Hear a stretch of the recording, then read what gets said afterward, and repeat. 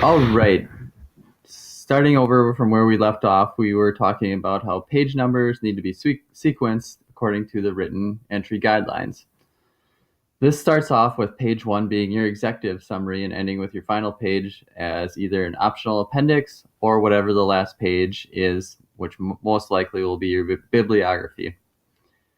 To avoid penalty points in this area, we need to make sure that we do not number our title page and table of contents. For this reason, I encourage you to do this separately so that your first page is actually your executive summary and should have the number 1 somewhere on it, whether it's the upper right-hand corner or the lower left-hand right-hand corner, whichever one works for you. Also ensure that graphics as well as footers don't cover up any of your page numbers. If this is the case, 5 points will be assessed.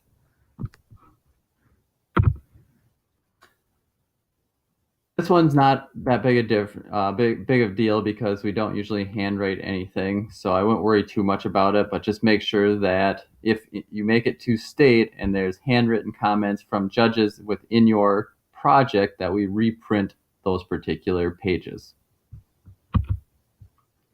Again, a non-point here, so don't worry about number 7, which is paper is 8.5 by 11. All paper will be that size. The written entry follows the format guidelines. Again, this is important that we've made sure to structure our paper exactly how it was given to us in the written entry guidelines. If we fail to do this, so for example, if under this it said introduction, and then we didn't include the letters A, B, and C along with what the title was, this would be a 5-point penalty. Some common mistakes here are that people are following a different guideline if they just Googled it online versus going to the DECA site. Make sure that you're not doing that and that you're following the guidelines on DECA.org for this year. Each section should be addressed and titled. So again, follow the entry here. It does say additional subsections are permitted.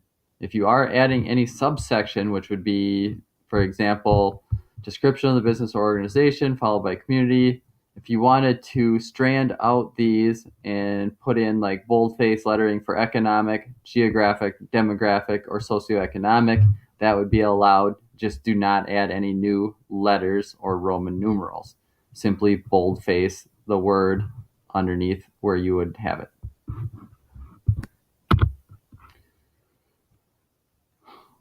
Just as a couple things, just as you move through the DECA competitions, the table of contents and title page will not be penalty pointed at the International Career Development Conference in Orlando this year.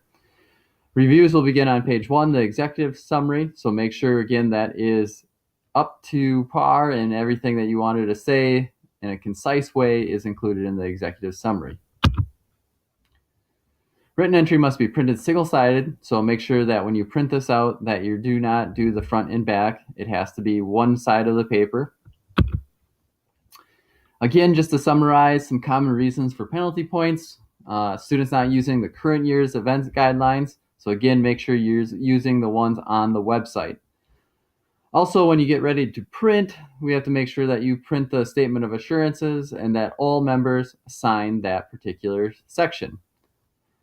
Leaving out any sections of the body of the written entry or forgetting any Roman numerals, letters, or subtitles are a 5-point penalty.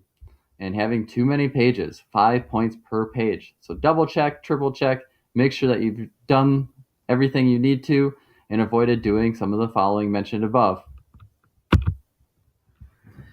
As we move forward, we're going to be discussing how to print and submit the final piece of this. So, as I go back to our DECA website, when you're all ready to print and you double check, triple check for penalty points, that's when you're going to want to bring up the statement of assurance.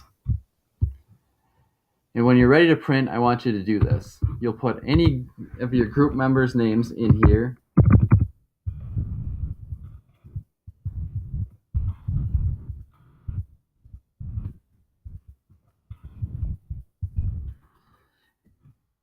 You'll list the competitive event. Make sure that you check what it is. You'll list the school. And you'll list Hopkins.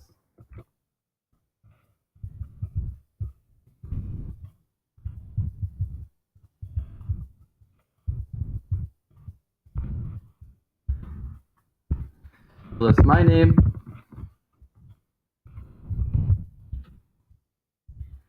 And my email.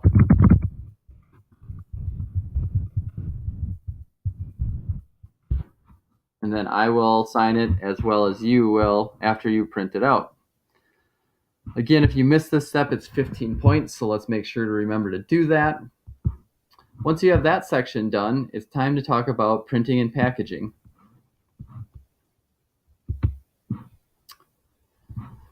Again, double check your paper to ensure that all things are represented how you want and that the page numbers are apparent along with any charts and things. Okay, one of the other things to mention is that you're going to be printing out the title page as well as the table of contents. On the title page, make sure to follow the written guidelines entry to see what should be included. Again, this is all found in the guidelines. Triple check that so you don't get a 5-point penalty for something easy.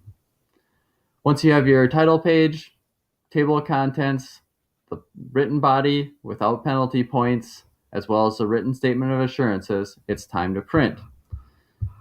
When you get ready to print, the one change this year is that I will not have a color printer. Therefore, you'll have to print this on your own. To print it on your own, I would strongly encourage you to use a high quality color printer. Our Media Center does have those at a price. And what I would also encourage you to do is pick up some printer paper from me. I have it printed out on a little bit nicer paper.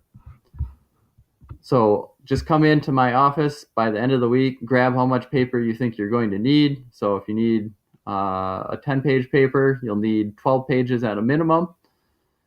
Actually 13 pages because you'll have the statement of written assurances that will be placed on the front of all this, then the title page, then the table of contents, followed by the written body of your paper.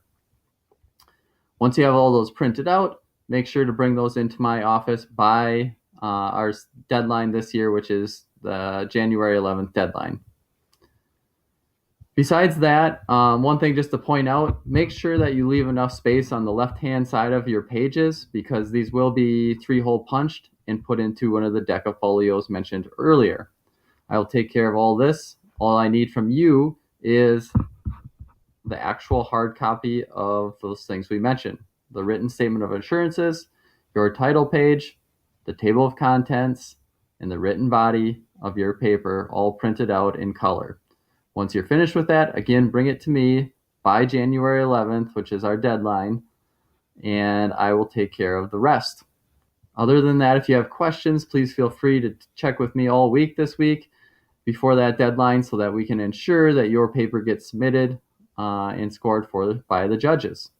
Again, if you have questions, contact me, email me, stop into my office, which is S130.